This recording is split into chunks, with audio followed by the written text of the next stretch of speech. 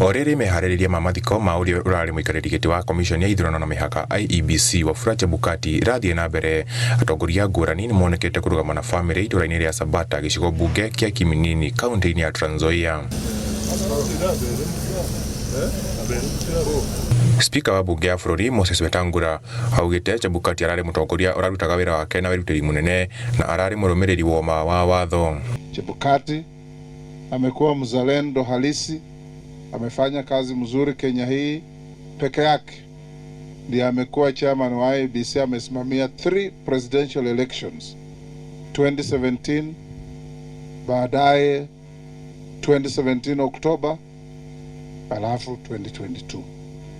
Na hiyo kazi yake yote alifanya bila madoadoa, na ndio sababu nakubali na mheshimiwa kwamba hiyo siku na hata hizi siku zote Mr. Chebukati, you all know the kind of life he led.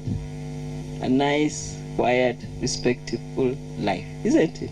Oho komishona wa kaunti ĩyo Gideon Oyagi nehenete mũkana kũrĩ mũndũ o wothe ũrĩa ũngĩkorwo arabanga gũtharĩkĩra kana gũtabania gĩko kĩngĩcũngĩrĩria ũhogu kwa ũgitĩri hĩndĩ ya mathiko ma Chebukati.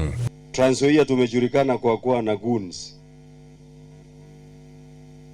na tuko na amri ya kutoza.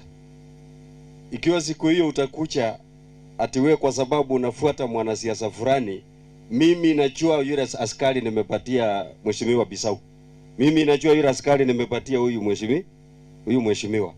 So siku hiyo wewe kucha kama wewe, ingia kwa mazishi na urudi nyumbani. Handũ-inĩ ha Inooro TV, Njĩtagwo Mwangi wa Shira.